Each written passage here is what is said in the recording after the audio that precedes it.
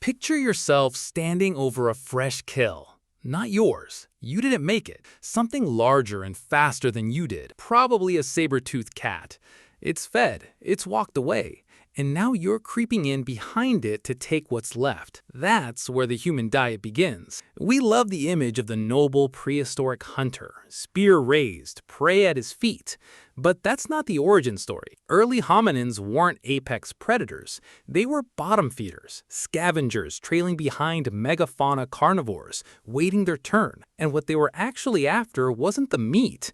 It was the bones. Scientists describe marrow as a nicely accessible package of fat in an otherwise fat-poor landscape. Most predators ate the flesh and left the skeleton behind. Early humans grabbed the skeleton, but they weren't passive about it. At Kanjera South in Kenya, hominins were specifically hunting for heads, not bodies. They transported severed animal heads long distances back to camp before cracking them open to access the brains inside. This is the earliest known evidence of deliberate resource transport in the human lineage. They weren't scavenging aimlessly. They had a plan. Bones, then, were the world's first canned food, sealed, durable, nutritionally dense, and reliably abandoned by every other predator on the landscape. That shift away from a plant-heavy diet towards scavenged animal material didn't directly cause the evolutionary changes in brain and gut size, but it may have made them possible.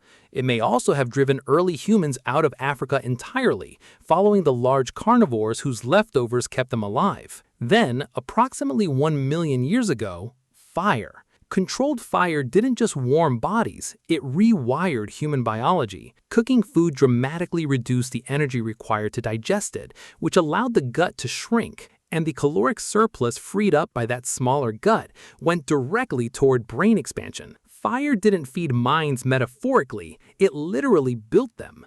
By 300,000 years ago, the diet had expanded into something recognizable: megafauna, fish, roots, and wild honey. That last one matters more than most people realize. Honey wasn't a treat. It was an obsession. Rock art depicting honey hunting has been found on 4 separate continents and dates back 40,000 years.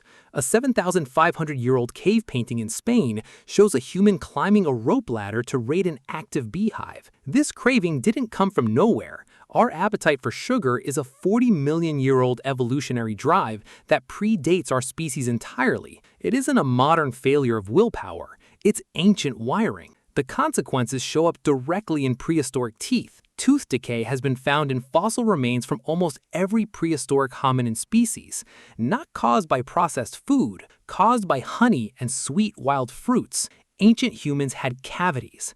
The sugar addiction was real enough to rot their teeth. Here's where it gets stranger. The modern version of that craving may trace back to a catastrophe 15 million years ago. Evolutionary biologist Daniel Lieberman calls sugar a deep, deep ancient craving. Researcher Richard Johnson proposes that during a period of global cooling and mass starvation, a specific relationship with fructose hardwired itself into the human body, one that activates fat storage processes rather than fat-burning ones. The craving wasn't just for energy, it was the body preparing for famine. And that mechanism becomes even more powerful when fat and sugar appear together.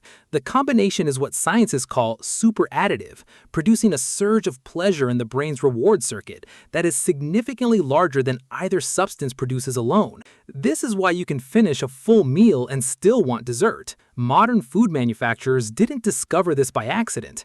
They mapped it, engineered it, and embedded it into nearly every processed product on the market. They hacked a survival mechanism 2 million years in making. Now for the part nobody puts in the history books. Cannibalism among ancient humans wasn't an aberration.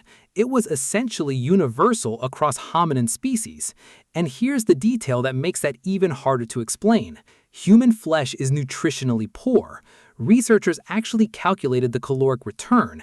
It barely justified the physical effort.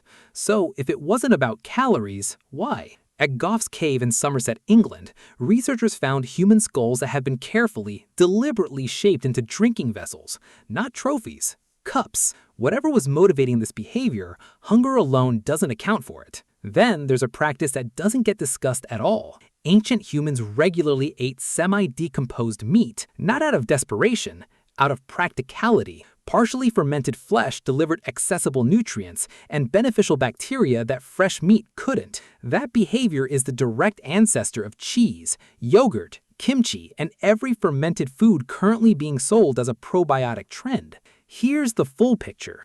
Your cravings for fat, sugar, and salt aren't personal weaknesses.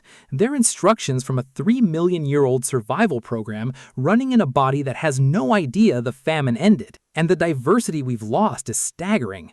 Hunter-gatherers consumed dozens of distinct wild plant species every single day. Wild dandelion contains roughly 7 times more phytonutrients than farmed spinach. The gut microbiome complexity that came from that breadth of diet, the bacterial diversity that shaped human immune systems, metabolism, and possibly brain chemistry. Modern humans have nearly eliminated it. We eat from a base of a few dozen domesticated crops. Our ancestors consumed hundreds of species in a single week. Some researchers now believe that collapse in diversity may be one of the hidden engines driving modern chronic disease.